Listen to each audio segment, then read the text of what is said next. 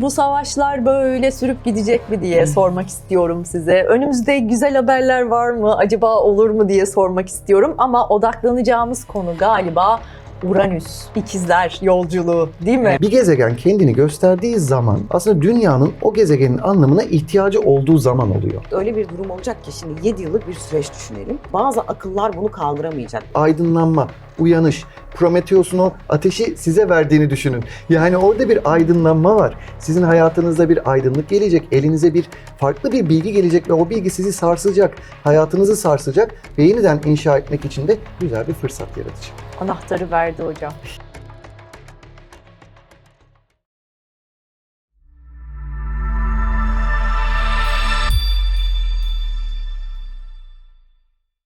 Sevgili takipçilerimiz efendim merhaba. Yeni bir videoda karşınızdayız. Lütfen kanalımıza abone olun. Baştan bunu hatırlatayım. Videolarımızı beğenin ve yorumlarınızı, sorularınızı iletin. Ben hepsini keyifle takip ediyorum. Şimdi harika bir sohbet sizi bekliyor. Gökyüzü bize ne diyor? Önümüzdeki süreç ne getirecek acaba? Konuşacağız hepsini. Kimler konuklarımız? Deneysel Astroloji Akademi kurucusu Kenan Yasin Bölükbaşı hocamız bizimle birlikte. Hoş geldiniz. Hoş bulduk efendim. Çok güzel ağırladınız yine her zamanki sağ olun. gibi. Çok sağ olun. Umarım faydalı, güzel bir yayın olacak bugün. Eminim öyle olacak hocam. Çok teşekkürler. Ve canım Funda Yılmaz. Merhabalar, yine ben. Hoş geldin Fundacığım. Hoş bulduk. Seninle birlikte olmaktan biliyorsun çok büyük keyif alıyorum. Benim için de öyle. Teşekkür ediyorum her zamanki gibi. Her zaman. Dükkan senin diyorum ya. Funda. İzleyicilerimize de Çok teşekkür sevindim. etmek istiyorum buradan. Çünkü yorumların hepsini ben tek tek okuyorum. Ve harika yorumlar yapıyorsunuz. Çok çok teşekkür ederim buradan hepinize. Bekliyoruz yine yorumları. Evet. Şimdi ne konuşacağız? Ben açıkçası bu savaşlar böyle sürüp gidecek mi diye sormak istiyorum size. Önümüzde güzel haberler var mı? Acaba olur mu diye sormak istiyorum. Ama odaklanacağımız konu galiba Uranüs ve Evet. ikizler yolculuğu, değil mi Evet, evet. hocam? Nasıl başlayalım? Evet, Buyurun. bütün kafalar hepimiz üçümüz de birbirimize Evet, döndük. Tam anlamıyla Uranüs işte böyle bir şey demek aslında. Nasıl Uranüs. yani? Evet, çünkü şaşkınlık, ani, sıra dışı, beklenmeyeni beklemek demek. Ne olacak ne bitecek? Gerçekten böyle bir zamandayız. Beklenmeyeni bekleyerek nasıl konuşabiliriz, nasıl anlatabiliriz? Aslında böyle düşünmek çok daha mantıklı. Uranüs ikizler burcuna giriyor. Yani bir burç değiştirecek. Aslında bunun da dünya üzerinde bize de hepimize de bir etki süreci var. Yani onu anlatabiliriz belki bugün biraz daha kısacık ama hazır buradayken birazcık daha hani keşif öyküsüne biraz indirebiliriz seyircilerimizi. Çünkü orada çok önemli bilgiler var.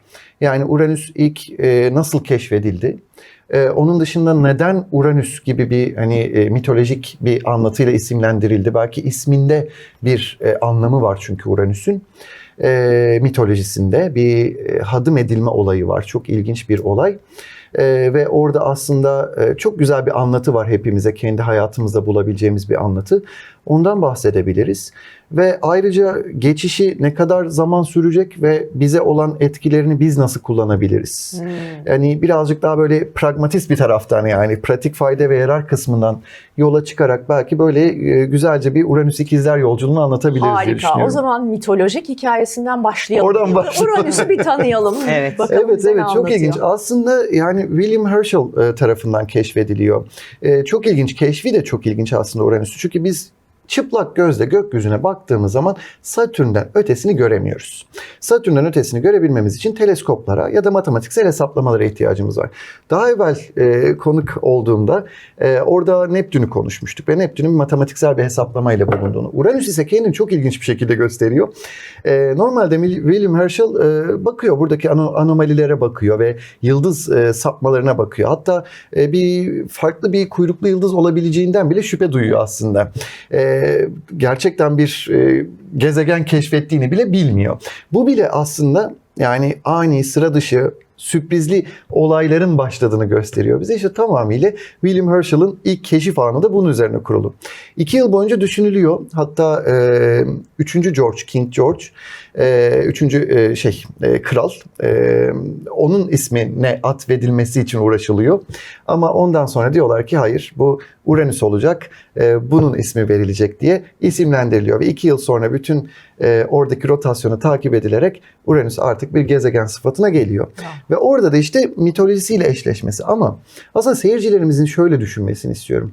Bir gezegen kendini gösterdiği zaman aslında dünyanın o gezegenin anlamına ihtiyacı olduğu zaman oluyor.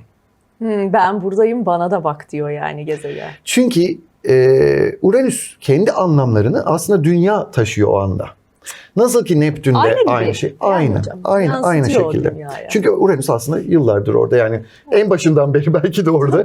Fakat böyle bir durumu var. Zaten keşfedildiği anda da %98 derece bir eğimi var, eğikliği var. Yani 90 dereceye çok yakın. O nedenle de aslında tam dikine de döndüğü için de çok ilginç bir anomalisi var.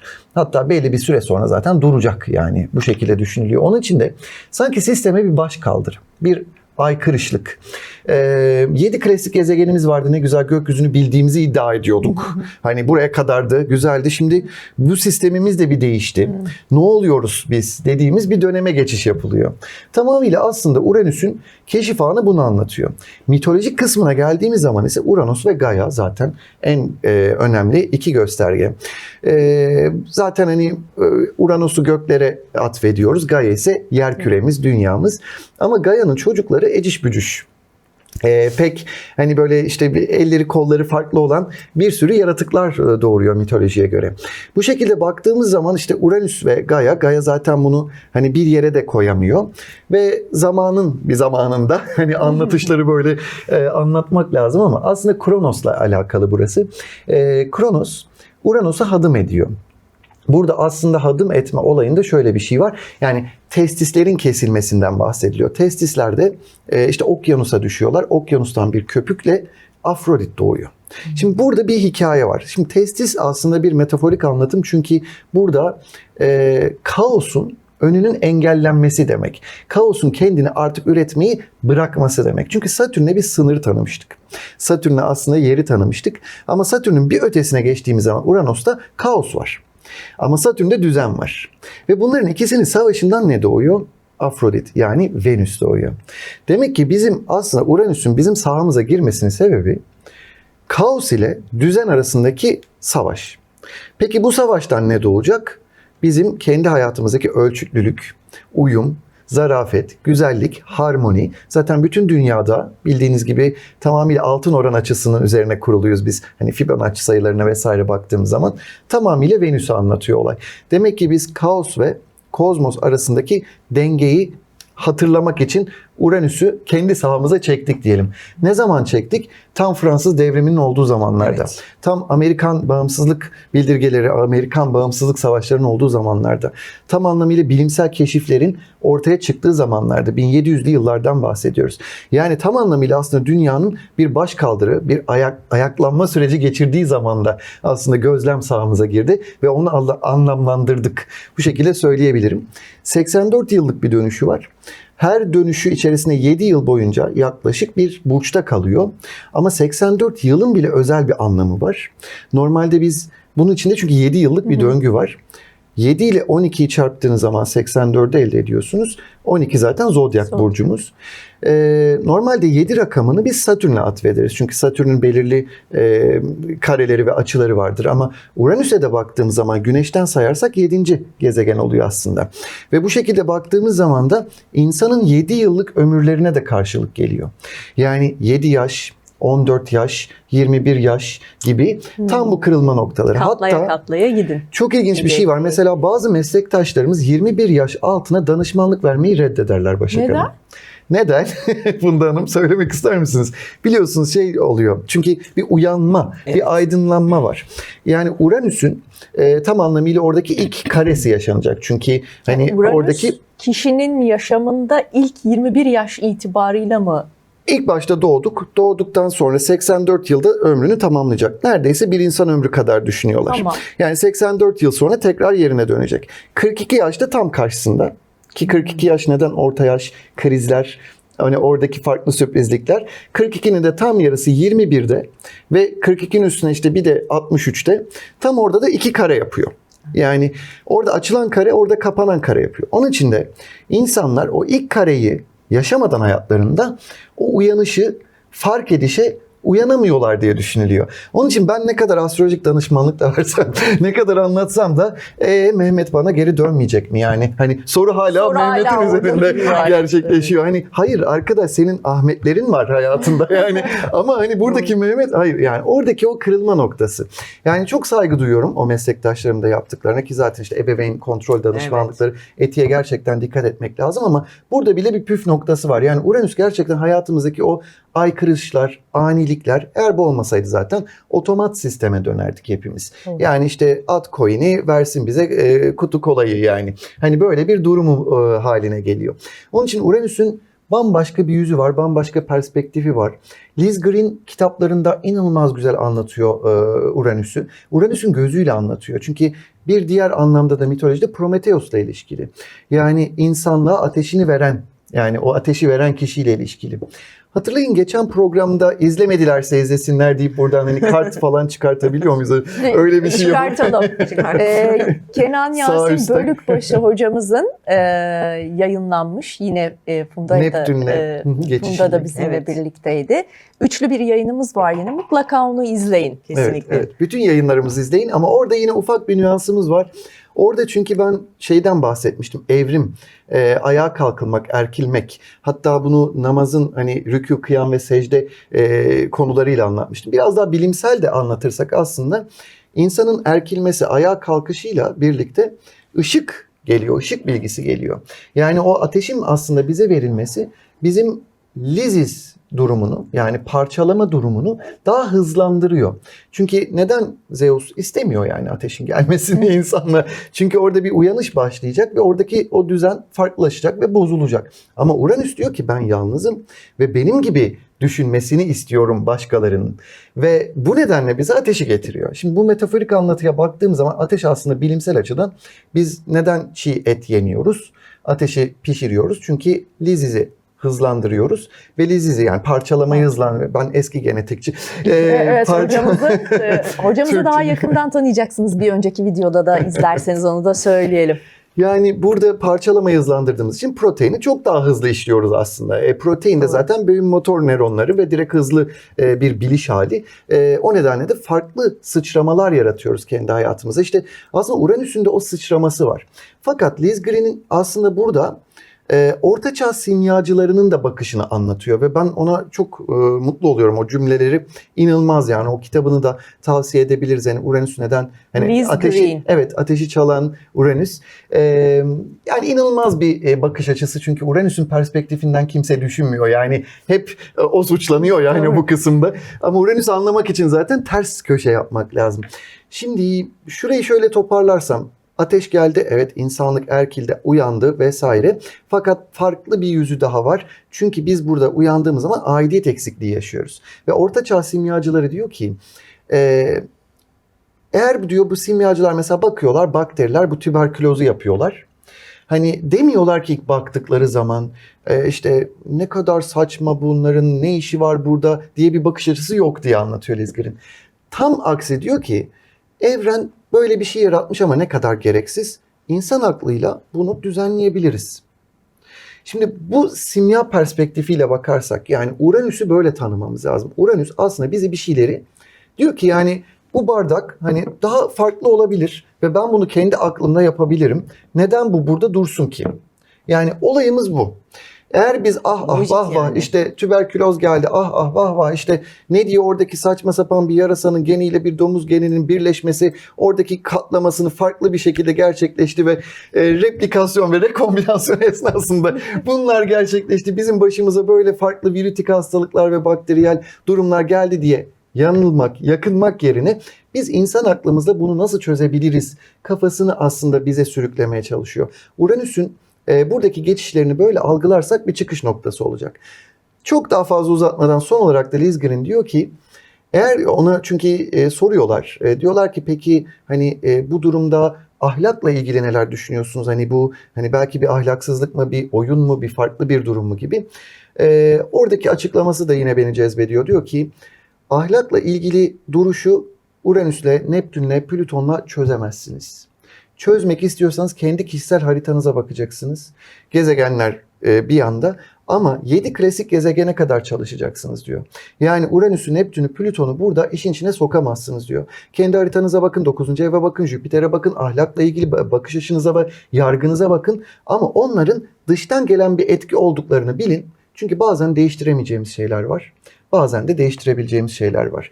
Kendi inancımıza göre işte nasıl anlatıyoruz? Levh-i mahfuzla, levh-i mahfuz ispatla belki.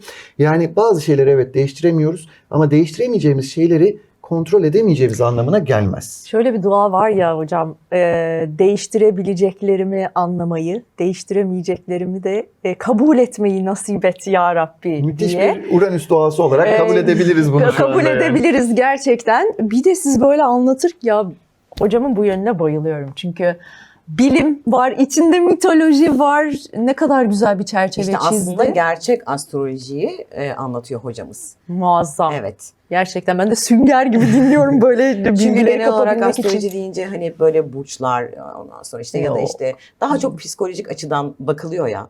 Ama bunun bir de somut tarafı var. Zaten o yüzden dünya astrolojisi benim için favoridir. Çünkü dünya astrolojisinde çok daha somut anlatıyoruz bunları ki mesela Uranüs'ün burada evet böyle icatlarla alakalı olduğunu, yeni keşiflerin olduğunu da görüyoruz mesela. Bunun yanı sıra çok ilginç bir şeydir ki bu da yine tabii ki hocamızın bilgisidir. Uranüs sağcılığı gösterir. Hocam bu konuda bir şey söylemek Nasıl ister yani? misiniz? Benim değil bu arada. Hani ben aktardım diyeyim. Bu konuda tabii ki Nicholas Campion'ı önereceğiz. Sonra buradan Richard Tarnas'ları önereceğiz. Efendime söyleyeyim, unuttuğum birkaç isim daha var. Çok özür diliyorum ama Kozmos ve Psyche kitabının yazarlarından bahsetmek lazım. Onlar müthiş dünya astrologları ve gerçekten bunları yıllara yayılmış bir şekilde, hatta çok büyük döngülerle de çok şahane çalışmalarla anlatıyorlar. Ben deneysel gözlemde hani farklı istatistikler tutarak burada nasıl çalışmış, dinlerin ortaya çıkışları, dönüşümler vesaire gibi farklı alanlarda da hani bunları geliştiriyorum. Evet, sağ görüş ve sol görüş olarak da ayrılıyor. Normalde Neptün ve Uranüs haritalardaki çalışma prensibi hususunda böyle.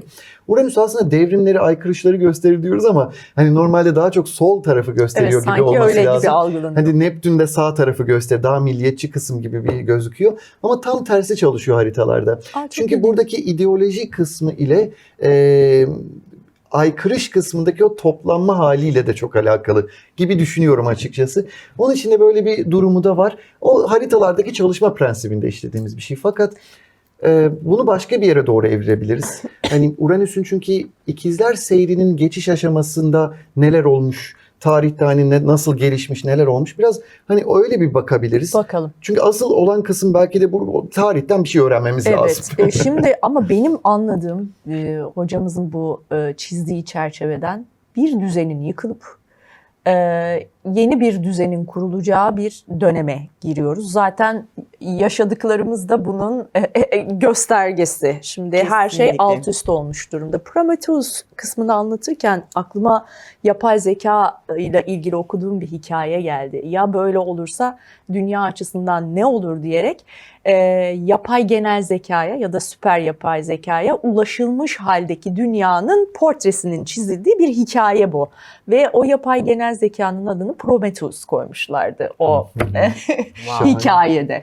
Şimdi dolayısıyla acaba müthiş teknolojik bir hızla mı bir şeyler göreceğiz? Yani Uranüs ikizlerde demek ne demek? Nasıl bir önce kaos sonra insan eliyle bir düzen gelebilir acaba? Evet. Evet, kesinlikle böyle. Çünkü Uranüs Merkür'ün üst oktavı da deriz. İkizler burcuna geçiyor. Zaten ikizleri Merkür yönetiyor. Yani iletişim, teknoloji, konuşmak, bunların hepsinin artık böyle level level atladığı bir dönemin içerisine gireceğiz. Fakat öyle bir durum olacak ki şimdi 7 yıllık bir süreç düşünelim. Ama bu 7 yılın ilk 2 yılı gerçekten buna alışmamız çok zor olacak bir dönem yaşayacağız. Eyvah. Bazı akıllar bunu kaldıramayacak. Ben bunu senenin başından beri aslında söylüyorum. Hocam da sanırım katılır bana. Öyle bir şey olacak ki artık bazı akıllar bunu kaldıramadığından dolayı biz mesela intihar vakalarını bu dönemde çok fazlasıyla görebileceğiz. Çünkü gerçekten çok fazlasıyla devrim, çok fazlasıyla işte kaos ve nasıl, yani şöyle düşünebiliriz. Biz yıllar önce bir cep telefonu çıktığında bunu nasıl kullanacağız diyorduk. Sonrasında akıllı telefon oldu. Şimdi yanımızdan ayırmıyoruz. Doğru. Aslında bu 2 yıl bizim buna alışma süremiz olacak. Fakat 7 yılda diyeceğiz ki sonunda vay be, hani biz buraya nasıl geldik? Nasıl oldu? Yani bu şaşkınlık içerisinde ve oraya alışmış bir konumda olacağız. Ya benim şu an zihnime o kadar çok şey akıyor Ben burayı ki. bir düzenleyebilir Lütfen miyim? bir Çünkü burada düzenleyin. bir etik şeyi yapmamız lazım. Şimdi biz birbirimizi anlıyoruz ama burada topluma hizmet ettiğimiz için hani intihar derken bunu birazcık daha somutlaştıralım. Hani fiziki anlamda demeyelim aslında. Çünkü Uranüs'ün aidiyet problemi vardır. Çünkü Güneş sistemimize de ait değil, yani dikine duruyor ve ters dönüyor. Prometheus da zaten ait olmadığı için zincirlere vuruldu. Ya da Uranos da zaten burada bir dışlanıyor ve kendinde, yani bir aidiyet problemi var. Onun için aslında intihar dediğimiz şeyler ya da hani bir şeyi kabul etmediğimiz ve hani kendi bedenimize isyan ettiğimiz ya da kendi hayatımıza isyan ettiğimiz o asi tarafı ortaya çıkartabilme potansiyeli var. Ama buradaki oran ve orantı kısmında tabii ki bunu istatistikçilere, sosyologlara bırakmak lazım ama gerçekten korkutucu tarafları da olabiliyor. Çünkü bazı şeylerde alışkın olmadığımız durumlar var. Bunu sevgili Alex, bizim hocamız da hani geldi, ağırladık ettik, Alexander Imsiragic. Hatta eşiyle konuşurken ben oradan bana söylediği bir şeydi. Biraz daha Uranüs'ü kozmik aileler gibi tanır. Yani kendi kanınızdan, canınızdan aile gibi değil de hani kendi kanınızdan olmayan ama aynı şeyleri ortak zihni paylaştığınız insanlarla aile gibi olabileceğiniz yerler bulursanız orada bir aidiyetliği kurursunuz der. Yani insanlara aslında hani burada şu olacak demek yerine kendinize aidiyet alanları yakalamak için belki de iyi bir fırsat değil mi Funda Hanım? Tabii. Yani nereye dönebilirler? Bu bir metafor Nerede, olarak da kullandığımız bir kelime. Kesinlikle, yani nereye doğru gidebilirler? Belki de burada değil ait oldukları yer. Belki de dünyanın bambaşka bir yerinde, Başak Hanım sizin de dediğiniz gibi, belki de bunu metaverse bir alanda bulacak. Orada kendi sanal dünyasında farklı biriyle o hizmeti sağlayacak. Yani bu çok farklı ya da edebiyattan uzak gibi gelmesin. Bizim de bir alt jenerasyonlarımıza ne güzel mektupla yazıyorlarmış, hiç birbirlerini görmüyorlarmış. Belki de burada da sanal kimliklerimize hiç birbirimizi görmeden belki bu aidiyetliği yakalayacağız. Belki buradaki zorluk şu olabilir. Yani bir düzen yıkılıp yeni bir düzen kurulurken zihinsel sağlığı korumak burada Kesinlikle. önem taşıyor. Yani Kesinlikle. zannediyorum Funda Ben onu biraz söylemek bunu da istedim, evet. vurgulamak Kesinlikle. istedi. Akıl sağlığı, mental sağlık. Buralarda biraz koruyucu olmakta fayda var gibi görünüyor. Aslında biraz da böyle aileleri de uyarmak adına söyledim. Neden? Tabii. Çünkü evet, yapay zekaya çok fazlasıyla yönelen, asosyal olan kişiler olacak ya da sosyal medyada kendisini çok fazlasıyla göstermek isteyecek. Çünkü teknoloji artık işin içine giriyor. Ama kendini gösterdiği yerde bir noktada izlenmediğinde çok büyük psikolojik bunalımlar yaşayacak. Özellikle işte influencer tarzı kişiler Fenomen, ya da böyle influencer. tanınmış iş insanları bile olabilir teknolojiyi kullanan. Dolayısıyla burada benim aslında söylemek istediğim şey, ailelere bir uyarı. Lütfen çocuklarınızla daha böyle hani bu dönemde özellikle onları anlamaya çalışmanız gereken bir dönem olduğunu aslında söylüyorum. Ve ülkemiz için de şunu öneriyorum ki olması gereken şeyin bu olduğunu düşünüyorum.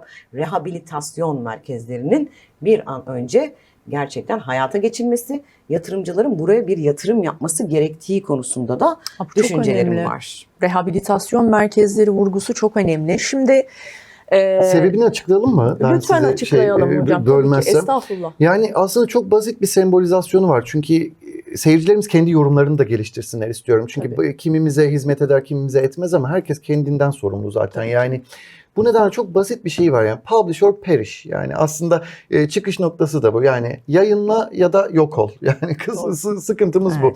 Fakat şimdi arkadaşlar, zodyak sıralamasını biliyoruz. Bu sıralama boşu boşuna gelmedi. Şimdi dikkat edin. Uranüs ikizlere geçiyor dedik. İkizlerden bir önceki burç ne? Boğa burcu. Demek ki baskı nerede olacak? Boğa konularında olacak. Publish or perish. Tekrar düşünelim. Yayınla ya da yok ol. Şimdi ikizler burcu yayınlamakla ilgili, anlatmakla, söylemekle, bilgiyle, bilgi aktarımıyla, nervous system, sizin de dediğiniz gibi impulslar, bizim bütün sinir sistemimiz, bunlarla alakalı. Bundan bir önceki kısımda da baskı oluyor artık. Baskı nerede? Boğa burcunda. Boğa ne demek? Materyal dünya, para, elde ettiğimiz somut değerler, yiyeceğimiz, içeceğimiz, tarlalarımız, tarım, gıda, tamamıyla işte Bankalar. Emlak, bankalar, sahip olduğumuz o poses dediğimiz olaylar. Buralarda baskı oluşacak. Çünkü sen bir yayıncıysan, sizin de dediğiniz gibi, ben yayın yapıyorum. Yani yayın yapmam için bir şey üretmem lazım. Somuttan tekrar bir şey üretme. Yani Boğa burcunda baskı oluşuyor. Peki bu baskı bizi nereye eviriyor? Yani biz burada sıkıntı çekiyoruz ama bir sonraki burca gideceğiz arkadaşlar. İkizler burcundan sonra ne geliyor? Yengeç burcu. Demek ki bu 7 yıllık Uranüs'ün döngüsü bizi yengece ulaştırmaya çalışıyor. Yani yeni klanlarımızı yaratacağız. Yeni aidiyet alanlarımızı yaratacağız. Yeni beslenebileceğimiz, koruyabileceğimiz, kendi neslimizi devam ettirecek o yuvayı, habitatı, doğayı üretebileceğimiz bir alana dönüştürecek bizi. O nedenle buradaki o sarsıntıyı, zorluğu bu şekilde kendiniz düşünebilirsiniz. Sevgilinizle ilgili zorluklarınız mı var? Aslında zorluk nereden kaynaklanıyor? Elde etmek, bak Boğa burcu, elde etmek ve somut değerlerdeki zorluğunuz. Güven problemleriyle ilgilenin. Aldatılma problemleriyle mi düşünün? Kuşku ve güveni aynı kalpte barındırabiliyor muyum, barındıramıyor muyum bunu düşünün. Bankayla, parayla mı ilgili zorluğunuz var bu 7 yıllık süreç içerisinde? Aslında siz elde ettiğinizi korumakla ilgili sıkıntı yaşıyorsunuz belli ki. Belki yükselmekle ilgili sıkıntı yaşıyorsunuz diyebilmek. Çünkü bakarsanız bu bir geçiş. Dediğimiz gibi kontrol edip edemeyeceğimiz şeyler var. Bakıyoruz ki eskiden ne güzel DVD'ler, CD'ler vardı ve bir kez satın alıyorduk ve ömürlük bizimdi arkadaş. Şimdi her yerde, platformların hepsinde oraya bir paramız gidiyor, oraya bir paramız gidiyor ve hiçbirine ömürlük ve sonsuz bir şekilde sahip değiliz. Doğru. Sahiplik algımız, alanımız, her şey değişmeye başladı. Çünkü kendi klanlarımızı yaratmaya başlıyoruz. O tarafa doğru gidiyoruz. Hani direkt bir komünizm demek değil bu. Ama bambaşka bir sistem. Yani ulus devlet sisteminin farklı bir yöne dönüşmesine doğru gidiyor evren. Çünkü burada o güven ağı sarsıldı bildiğiniz gibi. O nedenle de buradaki Uranüs aslında bu geçişinde bize bunu anlatacak ama bireysel hayatlarımızda da çıkış noktasını öyle düşünün. Yani gidin açın Google'a yazın Boğa burcu ne demek, Uranüs Boğa ne demek, okuyun ve kendi yorumlarınızı çıkartın. Şimdi Uranüs ikizlerde, yengece ulaşacak, Boğa'da baskı altında. Kendi hayatınızda çocukla mı ilgili, sağlıkla mı ilgili, kariyerle mi ilgili, ilişkiyle mi ilgili problemleriniz var. Bunu oradan idrak dediğiniz gibi, çünkü aydınlanma, uyanış, Prometheus'un o ateşi size verdiğini düşünün. Yani orada bir aydınlanma var. Sizin hayatınızda bir aydınlık gelecek, elinize bir farklı bir bilgi gelecek ve o bilgi sizi sarsacak, hayatınızı sarsacak ve yeniden inşa etmek için de güzel bir fırsat yaratacak. Anahtarı verdi hocam. Yani Muhteşem. kendiniz de yorumlayabileceğiniz şekilde çok güzel anahtarı verdi. Fundacığım biraz şöyle ilerleyelim mi? Senin de katkını rica edeceğim. Ben biraz aslında dünyanın geleceğine dair komplo teorilerini de içeren konuşulan boyutlardan bahsetmek istiyorum. Bir, tek dünya devleti. İki, yapay zekanın hepimizi yönettiği bir süreç. 3. Sentetik biyoloji alanında artık ölümsüzlüğe doğru koşulan bir dönem. Longevity çok konuşuyoruz. Genç kalmak çok konuşuyoruz. Bunlar daha fazla böyle üstümüze akacak alanlar mı olacak? Seni dinleyelim. Aslında şöyle olacak, artık böyle tek devlet, tek düzenden aslında çıkılıyor yani. Aslında böyle bir çoklu devlete, yani mesela neydi daha önce? Amerika Birleşik Devletleri'nin hegemonyası vardı. Petrol öndeydi. Ondan sonra fakat artık bu işlemiyor. Yani belli ki dünyada artık bir şeyler işlemiyor. Ne olacak? Bunun yerine tabii ki bu Uranüs'ün de ikizlere geçmesiyle birlikte bu teknolojinin artmasıyla veri, işte yapay zeka ve bunları işte sağlıkta kullanmak, evet gerçekten genç kalabilmede kullanmak gibi konularımız evet ortaya çıkacak. Ama burada ne olacak? Her devletin bir katkısı olmak zorunda. Yani artık burada tek bir kafadan bir ses çıkamayacak. Neden? Çünkü mesela Çin'e dönelim. Çin'in elinde işte veri, çipler hepsi Çin'in elinde. Ama başka bir kaynağı eksik. Mesela onu Amerika'dan tamamlamak zorunda. Ya da işte dönelim Rusya'ya. Rusya evet askeri güç olarak çok kuvvetli. Yine Ukrayna tarafında nadir elementler var. İşte bunların hepsini, ya da Hindistan'a dönelim mesela. Hindistan dediğimiz yer şu anda çok genç bir nüfusa sahip ve Çin'den sonra kendisini en fazla geliştiren teknoloji açısından ve Çin'in yaptığı gibi yeni bir teknolojiye doğru ilerleyen bir ülke. Dolayısıyla bu ülkeler gerçekten daha ön planda olacak. Fakat burada dünyanın yapması gereken şey birlik olarak hangi tarafı hangisinin yönetmesi gerektiği konusu. Bir anlaşma yani. Evet ve bu konuda da benim hocamın da bir teorisi var. Hatta bir haritamız var şu anda ekranda. Giriyor muyuz o konulara? Evet, evet. Eyvah eyvah. Burası çok zor bir alan gerçekten. Ne güzel anlatıyordunuz, orada telepatiler vardı, insanların konuşmasıyla ilgili durumlar var. Neden hemen oradan oraya atladık? Hocam Ama güzel. Tamam. Kopya çekiyorum, oradan bakıyorum. Ama müthiş arkadaşlar, yani bir görseniz inanılmaz zaten araştırmacı ve neler Müthiş buluyor. Ağzımız açık dinliyoruz. Teşekkür ederim. Güzel, evet, ama buradaki yani sistemi gerçekten anlamak lazım. Çünkü girişte de siz demiştiniz ya, hani neden bu savaşlar, ne olacak, ne bitecek diye. Şimdi bunu anlamak için aslında işte ben sosyolog değilim, tarihçi değilim. Şimdi bunları da hemen bir açıklamak lazım. Çünkü inanılmaz bunları anlatan üstadlarımız var. Fakat astrolojik perspektife nasıl gireceğiz? Hani Evet. bu işi nasıl bakacağız dersek, şimdi bir kere yani bilimsel bir çerçevede gittiğimiz zaman bizi bir yere kadar götürüyor ve bir yerden sonrası yok maalesef.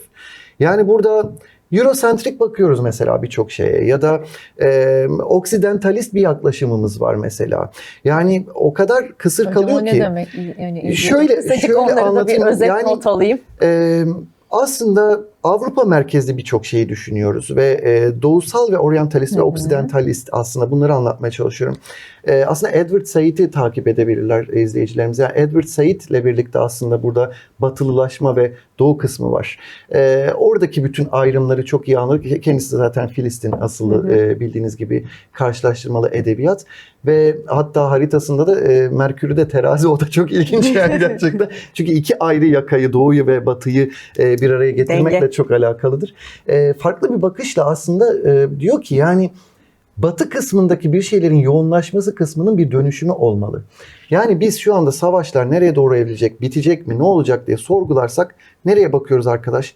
En son gidebileceğim şey 19. yüzyıla kadar gidiyoruz. Ya da iki dünya savaşları arasındaki skalayı izliyoruz ve ondan sonrasına geçemiyoruz. Ama bizim 21. yüzyılı anlayabilmemiz için bundan çok daha evvele gitmek lazım. Ama buraya giderken de burada bilimsel yaklaşım mı yapacağız? Çünkü orada bir neden-sonuç ilişkisi var.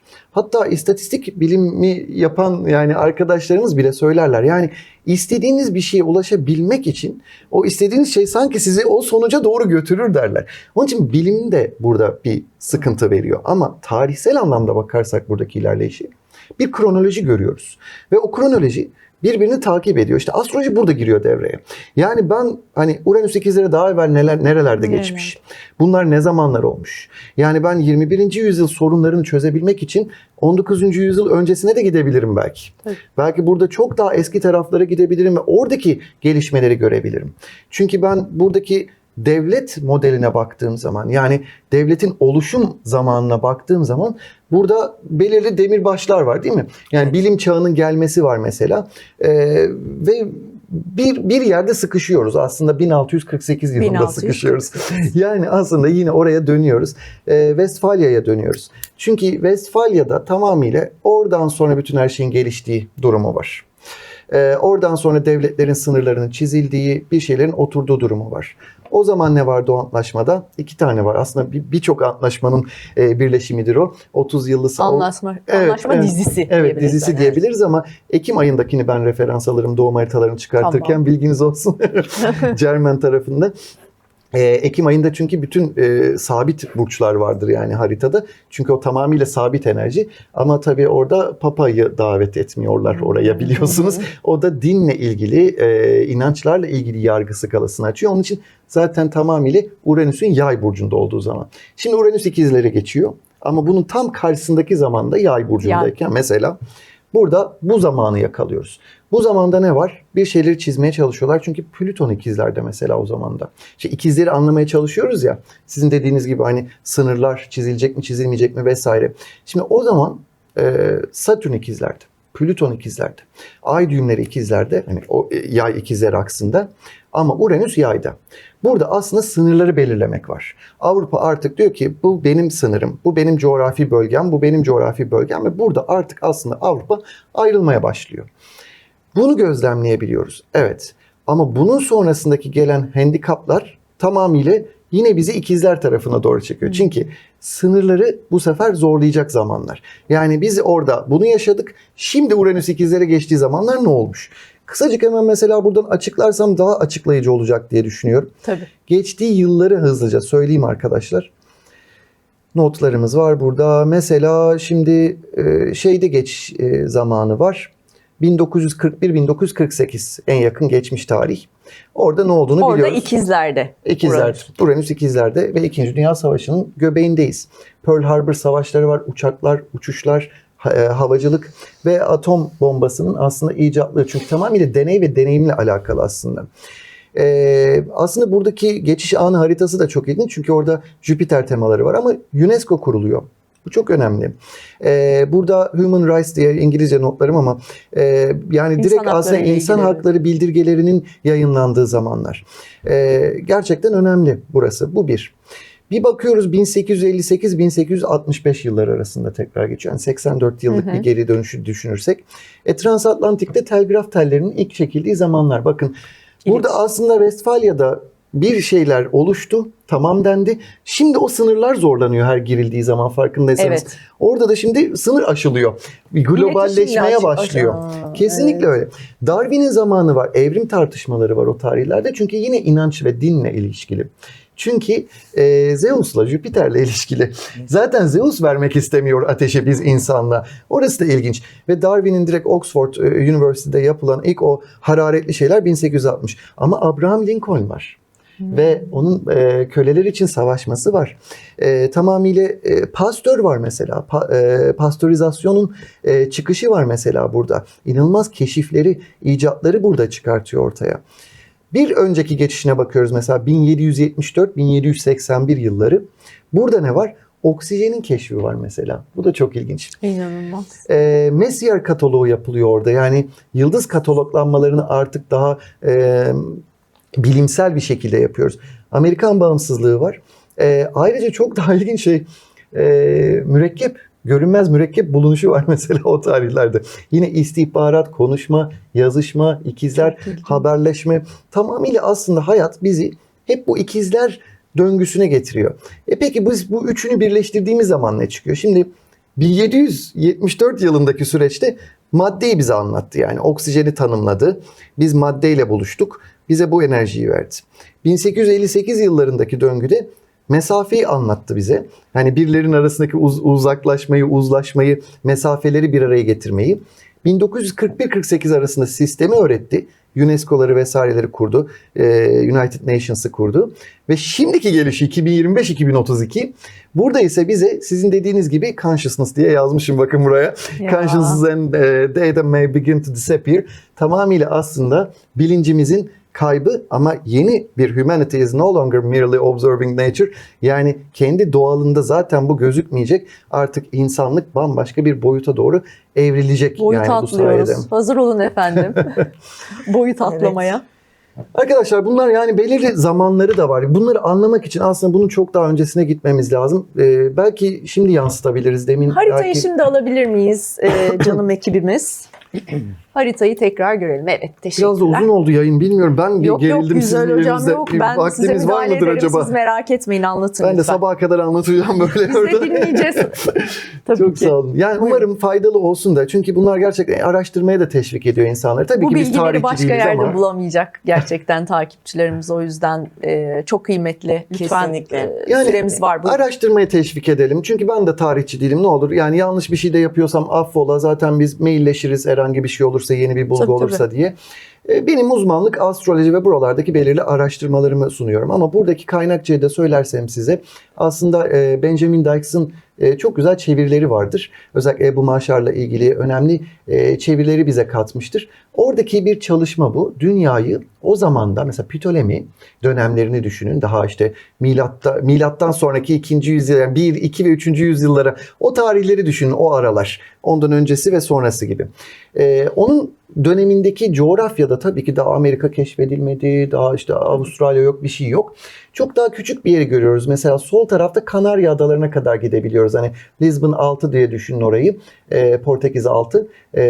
Ve sağ tarafta da birazcık daha işte Hindistan, Çin kısımları, birazcık daha o kısma doğru gidiyoruz gibi düşünün. Böyle bir yer biliniyor. Yani ekvatorun altı bile bilinmiyor. Ama orada Dünyayı dörde bölüyor Ptolemy ve kadran sistemi geliştiriyor burada. Oranın da tam merkez noktasıyla ilgili inanılmaz varsayımlar var. Ben bu yıllarımı verdim bunu. Orta noktasını bulup Hocam o orada... merkez niye bizim ya? Her şey burada. Yani ama işte bu müthiş bir şey. Yani burada doğmanın, yani İnanılmaz. Türk olmanın, burada doğmanın, bu toprakları solumanın yani çok önemli bir sezgisi var. Ve farkındaysanız tam merkezde aslında buradaki doğu ve batı, doğu boylamı ve kuzey enlemine baktığınız zaman da tamamıyla bunları gözlemliyorsunuz. Irak taraflarına geliyor. Bazı kaynaklarda Rodos'u da görebilirsiniz ama bu harita net çalışıyor. Çünkü tam 2020'de buradaki döngü değişti ve tam Ukrayna zaten savaşı. Tam üstten geçen Ukrayna'yı görüyorsunuz. Evet. Tam alttan direkt zaten Arabistan kısmı geliyor. Ve Evet. sol tarafta ve İsrail'in hemen Basra altı. Körfezi. Şimdi arkadaşlar bunu Ebu Maşarlar, işte önemli kadim astrologlar, onlarda Uranüs, Neptün, Plüton da yok. Yani biz kendimizi modern zannediyoruz da işte yani mikroskobu, teleskobu bulduk da neyimize bulduk yani hani bu arkadaşlar bizden çok daha kadimler ve hala bunu ispat ediyorlar ve inanılmaz yani bu işlere döndüğümüz zaman. Arkadaşlar Satürn ile Jüpiter'in döngülerini inceliyorlar. Ve Satürn ile Jüpiter'in döngüsü normalde 20 yıllık döngüler yaparlar. Bu 20 yıllık döngüleri takip edelim. Bakın şimdi ne oldu? 2020'de pandemi oldu. 2000 yılında 2001 9/11 attack. 99'da bizim deprem maalesef ki ve oradaki borsanın değişmesi. 20 yıl daha gidin, 1980 darbe. 1960 yine darbe. Doğru. 1940 savaşlar. 1920 TBMM'nin açılışları. Yani bak 20 yıllık döngüde bir manşetimiz var. Fakat bu ikilinin çok büyük cycle döngüleri de var. Bunlar da işte element döngüleri yapıyorlar. 240 yıllık element döngüleri var yaklaşık. Bu elementlerde yani her buluştukları 20 yılda birbirlerine buluşuyorlar. 20 yılda bir buluştukları burçların elementleri var. Şimdi 2020 yılından evvel hep toprak elementlerinde buluşuyorlardı bunlar. Toprak burçları üzerindelerdi. Evet. 2020 ile itibaren artık Kova burcuyla birlikte artık hava burçlarında buluşmaya başladılar ve 240 yıllık döngümüz yeniden başladı. Yeniden başladı. Eğer buradaki 240 yılı şöyle takip ederlerse, bu tabii ders kadar olmasın, çok notum var ama çok kısacık söyleyeyim. Mesela su elementi bölgesine geldiği zaman Amerika'nın keşfiyle karşılaşıyoruz. Cebir'de, matematikte eksi artı kullanımlarıyla falan karşılaşıyoruz. Su savaşlarıyla şeylerle efendim söyleyeyim işte gemilerin gelişmesiyle bunlarla karşılaşıyoruz. Onlar. Ateş elementine geldiği zamanlarda işte o 30 yıllar savaşları diyoruz ya, tamamıyla işte Avrupa'nın kanlı tarihinin olduğu zamanlarla karşılaşıyoruz orada. Toprak zamanına geldiği zaman ayrı etkiler var. Ama mesela gerçek Avrupa kolonizasyonu yine su elementinin etkisiyle başlıyor. Çünkü oraları kolonize etme kısımları. Doğru. Denizlerde haberleşme, filama demişim mesela. Ateş elementinde Amerika için savaşan Avrupa'yı görüyoruz. Altına hücum görüyoruz bakın. Kanadalar vesaire bak, Evet. ateş elementi kısımlarında. Özellikle Avrupa'da inanç savaşları, son kralların çırpınışlarını görüyoruz. Toprak elementinde ise Çin ve Hindistan'ın yükselişi var. Kapitalizmin en büyük yıllarının olduğu yılları yaşadık 2020'ye kadar. Petrolün döngüsünün ne kadar önemli olduğunu, küresel krizleri gördük. Muazzam. İnanılmaz bir bilgi var burada. Bunu bağlayacağım çünkü bir yere. Kısacık şunları mesela işte buradaki değişimi düşünün. Yani bizim yapmamız gereken şimdi artık bu 240 yıllık döngü de bitiyor.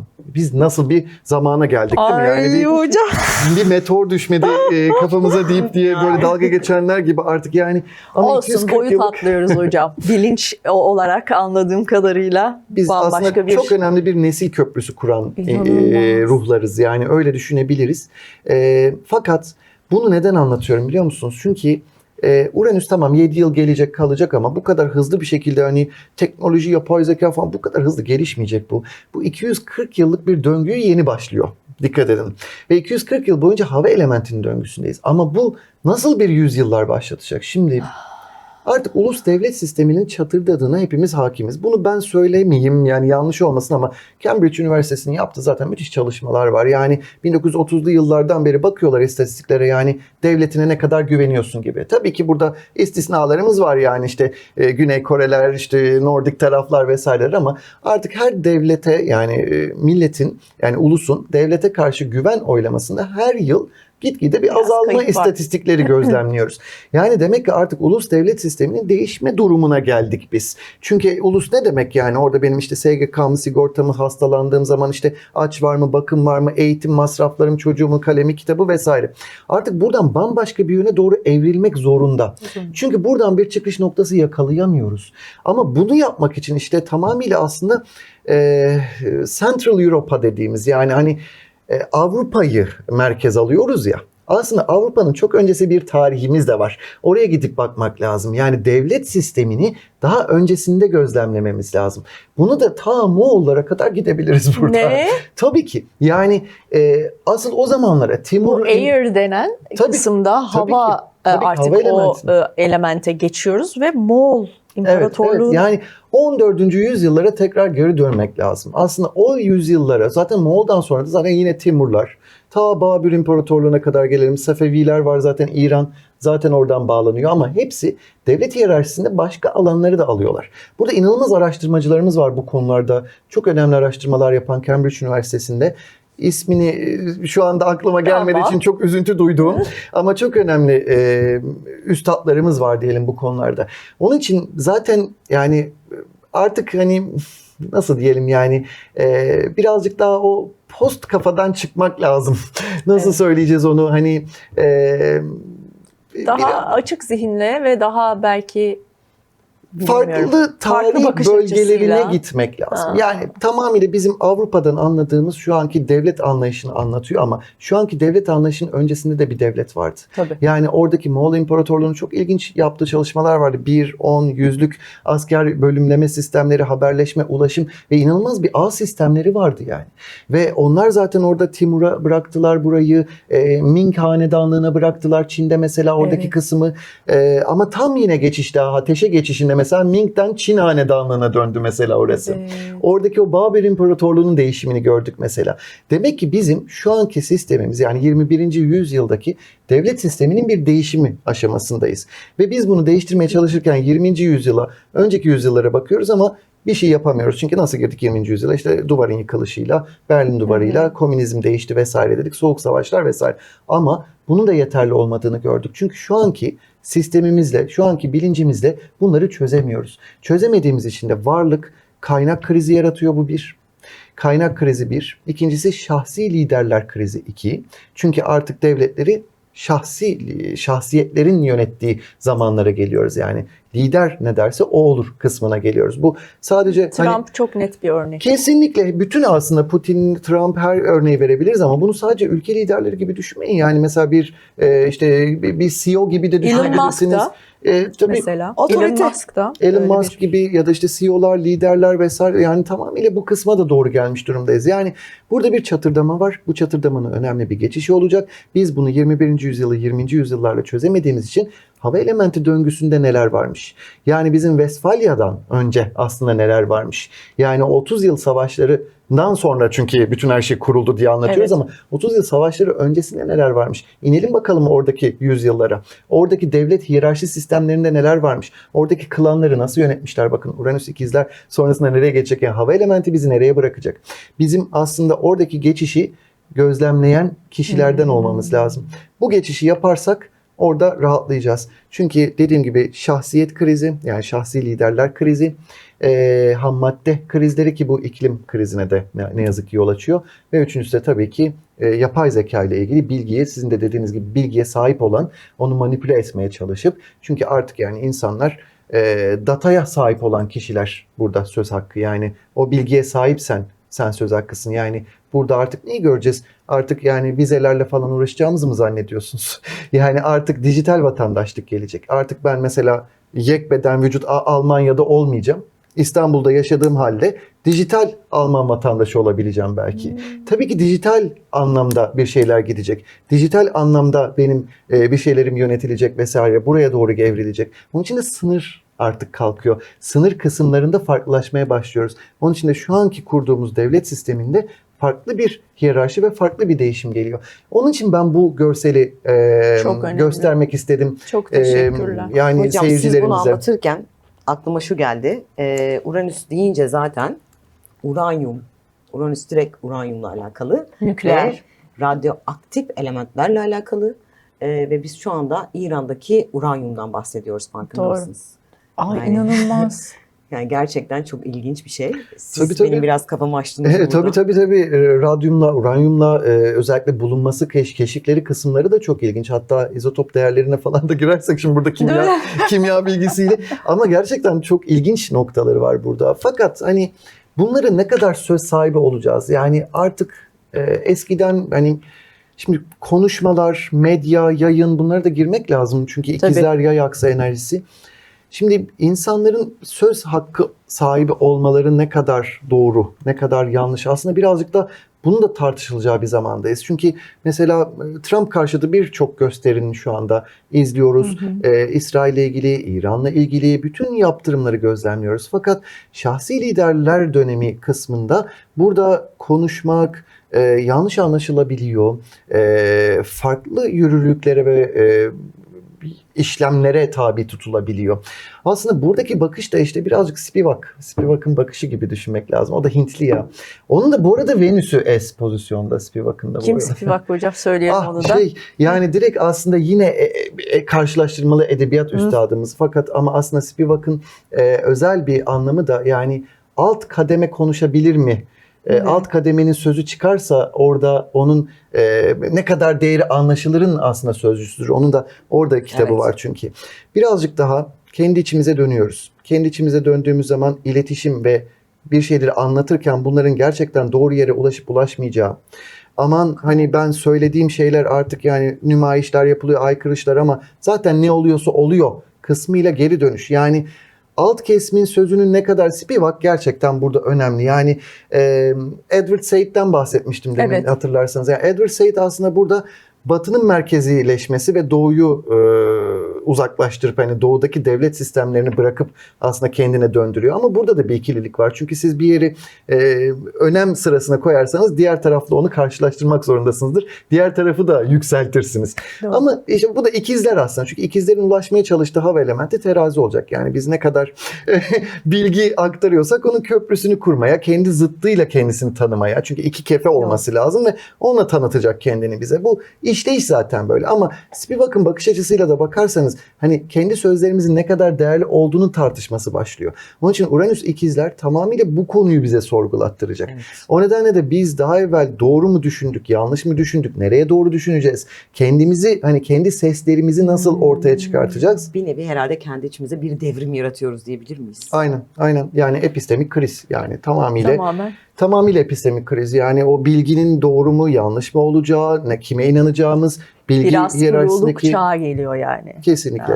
Yani çıkış o bilginin kontrolü, bilginin yaptırım gücünün sahip olan kişilerin bir şeyleri birazcık daha yönetebilmesi. Dediğiniz gibi çipler aslında Çin demeyelim, Tayvan'da da daha çok baksanıza. Tabii Tayvan'da da hatta inanılmaz. bu da jeodetik haritanın üstüne eklemişim. Bunu ne güzel yapmışım. Jeodetik haritada bu arada arkadaşlar. Aferin. Görebilir misiniz bilmiyorum, tekrar gösterebilirsek. Bir daha haritayı alabilir miyiz arkadaşlar? Ben bayağı ama biraz daha biraz daha şey olacak bu. Biraz daha koyu bir astroloji yani işte derin bir astroloji olacak ama burada astrokartografi dediğimiz bir alan var ya, belki popüler, onu bilirsiniz ama şimdi burada bir de jeodetik bir bakış açımız var bizim. Jeodezik astroloji diyelim, jeodetik astroloji diyelim. Farkındaysanız bakın Londra'dan, Greenwich'ten Koç hattı geçiyor. Görüyor musunuz orada sapsarı? Üstten aşağıya bir boylam bunlar. Evet. Biz jeodetik astrolojide ekliptik boylam kullanıyoruz. 360 derecelik bir zodyağımız var. 12 burcumuz var. 360 dereceyi böldüğümüz zaman 30'lu parsellerle bakın hepsini ekliyoruz. Koç'tan Boğa burcuna kadar 30'lu parsel. Boğa burcu tam nerede başlıyor orada görmüyorsunuz ama Toros dağlarından başlıyor. Toros, Taurus, Boğa burcu demektir Taurus. Tam oradan geçiyor yani, inanılmazdır. İkizleri görüyorsunuz, yengeci görüyorsunuz ve bakın sağa geldiğiniz zaman Aslan.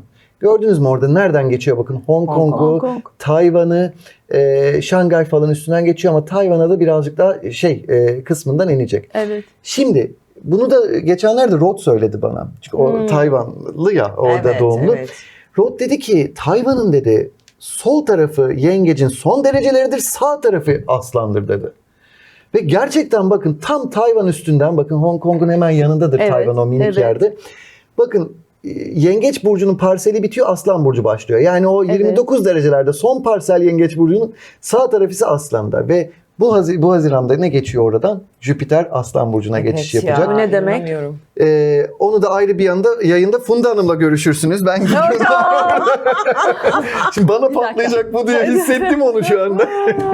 Tayvan yolda geliyor. hazır Eyvah. olacağız. Rod'u çağıralım biz ya, İngiltere'den Rod gelsin. aslında çok da güzel bir kitap çıkarttı. Eğer ulaşmak isterlerse. Kesinlikle, yani hatta işte kuyruklu yıldızlarla ilgili anlattığımız o kitabı da şahanedir ama burada tamamen Haziran'da Jüpiter'in Tayvan'ı geçişi. konuşacağız. Ben haber gündemi olarak düşünmeye başladım şu an hocam. Evet, buyurun. Çünkü tamamıyla aslında ekonomik dengeleri çok net gösteren yer. Çünkü orası Nvidia çipleri var, söyleyebiliyoruz değil mi? Tabii, Bu bir şeyleri. problem yok. Ya Nvidia. aslında orada Evet. biliyorsunuz Tam bir dediğiniz merkez çipler, var. yani evet, merkez tam aynı orada zamanda zaten. borsacılıkla Tabii, alakalı tabii. sistemlerin de orada Eski oluştuğu. bankacı arkadaşlar, Evet. dikkate alın lütfen yani. Evet. Hem öyle hem Japonya, Çin, Amerika tamamıyla tam oradan yönetiliyor. Ama nasıl yönetiliyor? Direkt yapılmaz olmaz değil. Oranın patent hakları verildi, verilmedi. Ya, Hani tabii. bir ikili oradaki etki ama tam anlamıyla oradaki geçiş. Ama daha da önemlisi, bunlar sabit burçların hepsinde çalışır. Jüpiter oradan geçerken Boğa burcunu da kıracak. Çünkü orası sabit ve Boğa burcu kesiminde maalesef ki Orada İsrail var, Sudan, Filistin İsrail. var. Tamamıyla o kısmı kesecek. Yani oradaki o bakın temel işte Kova burcunu görüyorsunuz. Venezuela, Küba'nın hemen sağ tarafları, bak görüyor musunuz oraları? Yani tamamıyla oraya doğru dönüyor buradaki iş. Çünkü kaynak krizi dediğim bu 240 yıllık döngünü toparlarsak, Başak Burcu şimdi inanatçal deyip Siz ben o burada kadar iyi toparlayıp anlıyorum hocam, buyurun. bu kadar fazla şey konuştuk ama 240 yıllık bir döngünün içerisindeyiz. Sakin olalım. Bunlar bir değişim. Bizim zaten ömrümüz yetmeyecek bunların devamını görmeye. Fakat biz burada kendi hayatımızda neler yapabileceğimizi gözlemleyeceğiz. Sadece bileceğiz ki artık 21. yüzyıl düzeni doğru bir yöne doğru gitmiyor. Eyvah başımıza bu geldi, eskiden bu böyleydi deyip de kendi vicdanımızı hani berbat etmeyeceğiz. Kendimizi düşüneceğiz. Diyeceğiz ki evet, bir değişim arifesindeyiz. Çocuklarımız için daha iyisi olacak. Daha farklı bir sistemin gelmesi için bu sancılar çekiliyor. Bu her dönem böyle olmuş. Çünkü daha önceki sancılara baktığımız zaman da 17. yüzyıl Avrupa'sının, 17. yüzyıldaki sıkıntıları görüyoruz. Aynı şeyler şu anda yansıyor çünkü şu anda bize. Yani 1648 ve sonrasından bahsediyoruz. Yani bilim çağı geliyor, sanayi geliyor. Tamamıyla işte buharlı makineler geliyor ve oradan zaten bütün kapital sistemi gözlemliyoruz. Şimdi bunun değişmesi, yani 17. yüzyılın kırılması tekrar. Evet.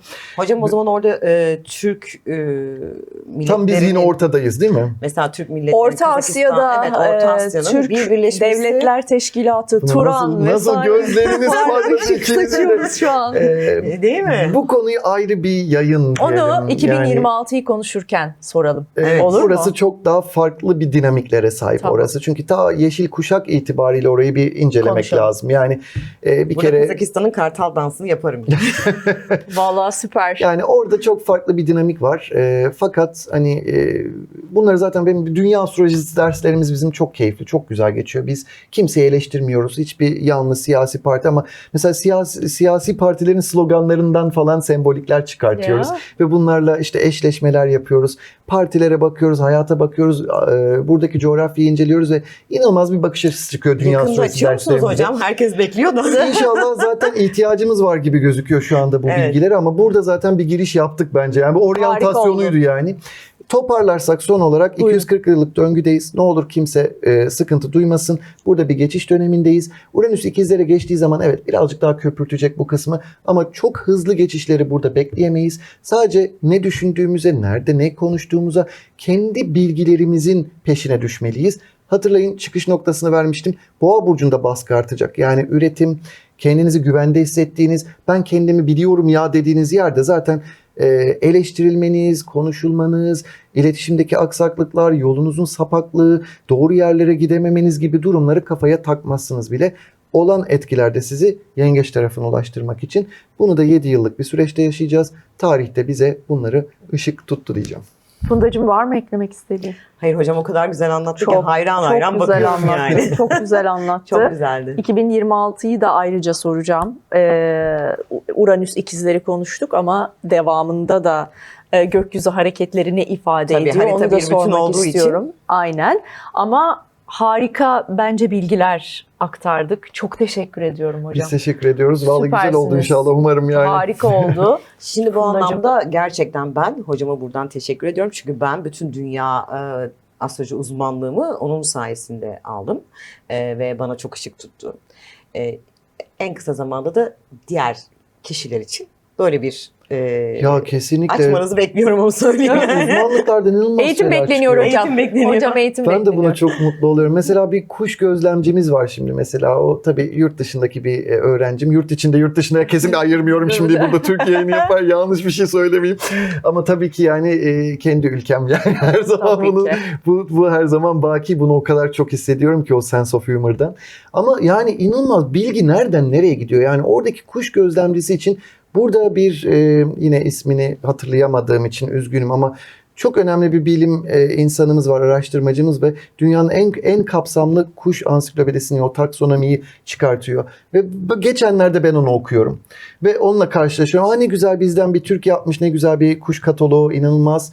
Ve diğer taraftan öğrencim dünyanın bambaşka bir yerinden kuş gözlemcisi ve oradan onun linkini paylaşıyorum ve bir köprü kuruluyor. Yani Muazzam. inanılmaz bir bilgi. Çok güzel. Tamamıyla yani öğrencilerimiz farklı şeyler araştırıyorlar, farklı yerlere doğru götürüyorlar işleri. Burada çok eğlenceli olacağına eminim, güzel şeyler çıkacağına eminim. Teşekkür Neticede ediyorum. eğitim bekleniyor hocam. Haberiniz olsun. Evet. Peki. Hocamızın Instagram sayfasını takip edebilirsiniz. Orada eğitim açıldığı zaman bilgiler de paylaşılıyor. Fundacığım çok teşekkür ediyorum. teşekkür Tekrar ediyorum. sana bizi buluşturduğun için. Ne demek? Hocama da bir kez daha teşekkür ediyorum. Tabii ki en büyük teşekkürümüz size. Çünkü iyi ki oradaydınız. İyi ki bizimle birlikteydiniz. Sağ olunuz. Kanala abone olunuz. Videolarımızı beğeniniz ve lütfen yorumlarınızı iletiniz. Hoşçakalın.